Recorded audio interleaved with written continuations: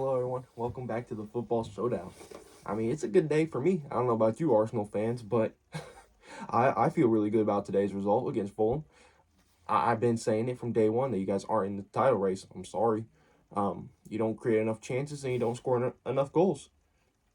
Excuse me. As we saw today. But before we get into that, if you could please subscribe. We're almost at 70 subscribers. It means a lot to me. And if you do enjoy the video, please like, comment, share. Please like, comment, and share. It'll all be greatly appreciated and help me out a lot. Let's get back into the video.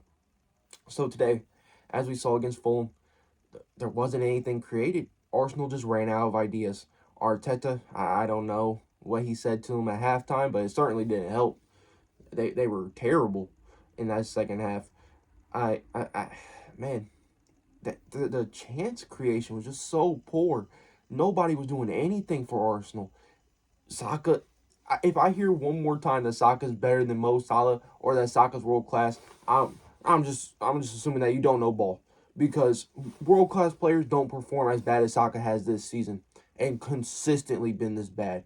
You look at the chance that he had when the cross came in and the Fulham defenders headed the ball away, and it falls right to him outside the 6-yard box, just outside of it, and he skies it over the post. World-class players take that chance on and put it on target.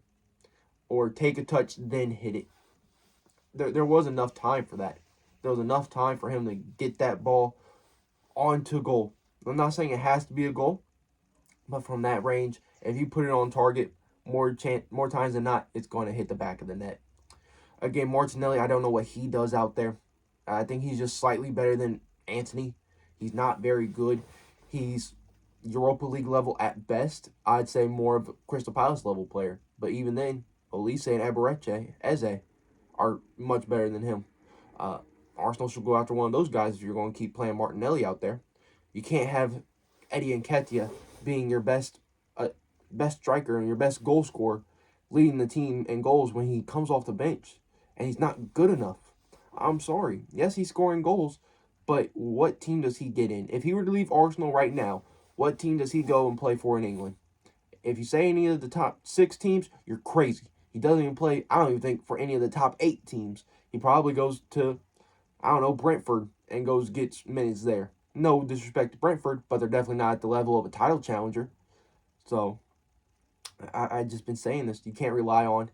It's just crazy because I've been saying this for months now. And for all of it to be finally coming true makes me feel like a genius. Because, I mean, when you're right, you're right. And you hold on to that for as long as it takes. And that's what I've been doing about Arsenal. I've been saying it, and eventually it came true. Here they are. Top at Christmas, 2 straight defeats to West Ham and Fulham. 2 teams that you cannot lose to. I'm sorry. I get it. You can struggle at times, but you have to beat those teams, especially with City finding some form and having a bit of an easier schedule right now in the late December, early January. They're not really having to play many teams. The toughest team they have in the next month is Newcastle. And let's be honest, Newcastle are in a really bad slump right now, so that'll probably be a win as well. So you have to be at your A game, and Arsenal just aren't at their A game. They have no world-class players, no players who are going to grab the game by the scruff of the neck and say, hey, I'm not allowing us to lose today. I'm going to give everything I have to put this ball in the back of the net, to stop this goal from going in. And they didn't do that. Fulham, on the other hand, created a lot of chances. Or not a lot of chances, but they created chances, and those chances that they did create, they capitalized on and scored. That's what you need from your players. If you're going to create few chances, then you have to be clinical with those chances and score those goals. And that's what they did today. They scored two decent goals. I wouldn't say that they were anything great, but they were good. Good build-up. Pereira almost had a beauty of a free kick that hit the crossbar. So, I mean, they could have put this game away much earlier and made the scoreline more reflective of how the game went. I don't think Arsenal had a chance to win this game, honestly.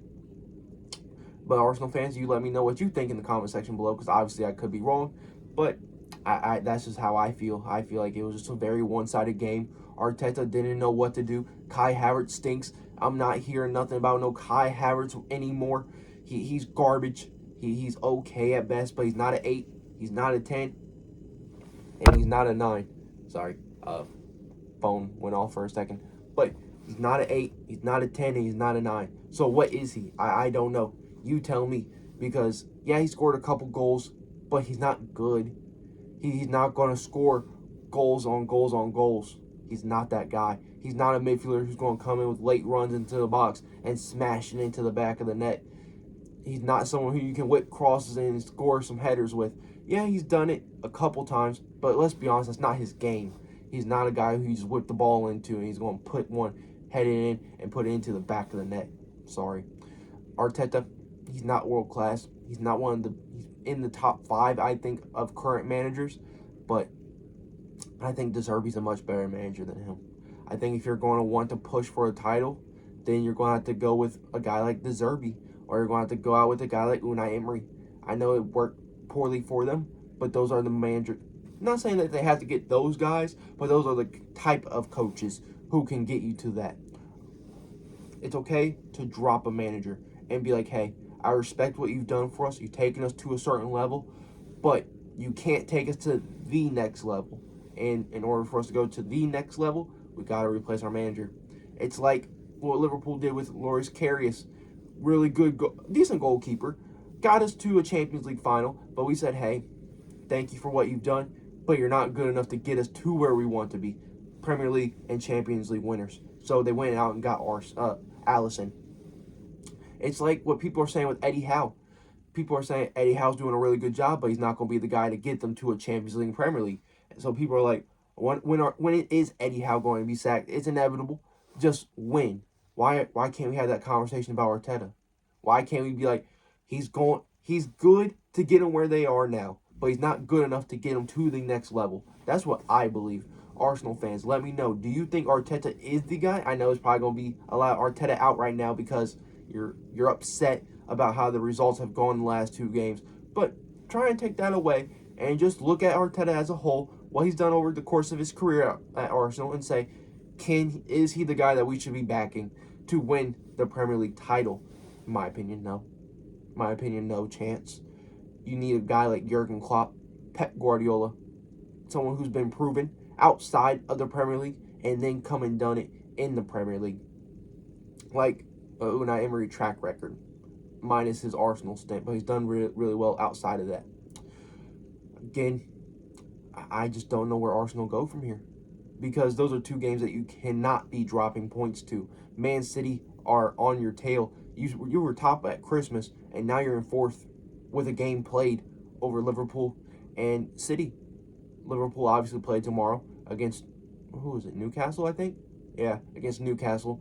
So that'll be a game, but that could, if Liverpool win that, then you're 5 points off first. And City, you're 3 points? Yeah, you'd be 3 points away from Man City. And that gap could potentially just grow bigger and bigger and bigger, and to the point where you're just like, man, we're just in top 4 contention at this point now. No more title for us. And that's why I honestly think, because it's hard for a team to be like, defense, you're going to go out here and lock down this team game in, game out. It takes a very special team, like a Chelsea team under Jose Mourinho, where it was, hey, we're going to score a goal. Once we score that goal, park the bus. And Arsenal don't do that. Arsenal are too attacking to be able to just rely on their defense. They don't park the bus. They don't hold the numbers back to help out their defense. They're just like, hey, Saliba, Gabriel, good luck. Because you also got Zinchenko out there who's garbage. Grade A trash, man. Get him out of the club. If you want to have any serious ambitions of winning anything, you can't do it with Zinchenko. I'm sorry. And you need another right back. Let's go into what Arsenal need to win a Premier League title. I think they need a better manager. They need someone who's world class or elite at least. Arteta's just good, maybe even very good.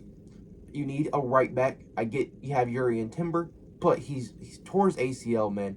You don't know how good he's going to be when he comes back. Tomiyasu isn't that guy. He's never healthy. You can't rely on him. Zinchenko, we all know Zinchenko. He's not good enough. He's not good enough defensively, and he's very average going forward. Just because he can slot into the midfield doesn't mean that he's a good left back. Yes, he offers versatility, but he's not very good going forward, and he's definitely not good at defending. You need another midfielder, someone to go along with Rice and Odegaard. I think that's a good 2 midfield pairing there, but you need that third that elite guy to control the tempo or to even just go forward into the box like Ilkay Gundogan and score some goals for you when most needed. Right wing, I think you can suffice with Bukayo Saka. I don't think he's world class, but I think he's good enough. You definitely need a striker. Gabriel Jesus and Eddie Nketiah aren't good enough. If Eddie Nketiah is your leading goal scorer, I'm sorry, you have bigger problems than Eddie Nketiah. I mean, you have bigger problems that aren't enough to win a Premier League title race because that's ridiculous. Martinelli isn't good enough. You can go out there and get so many better options. I get it. He was bought for $6 million, but clearly he shows. He clearly shows he was bought for $6 million. It's very rare to find someone like Andy Robertson who you buy for 5, 6, 7, 8 million and be like, wow, he turned into one of the world's best. Because that just doesn't happen very often. Usually to find one of the world's best, you have to pay a good amount to get one of the world's future one of the world's best. If that's what you're wanting to be, build towards potential. You don't buy that for $6 million. I'm sorry. Again, let me know what you guys think in the comment section below. It would be greatly appreciated. And I hope you guys enjoy this video. See you in the next one.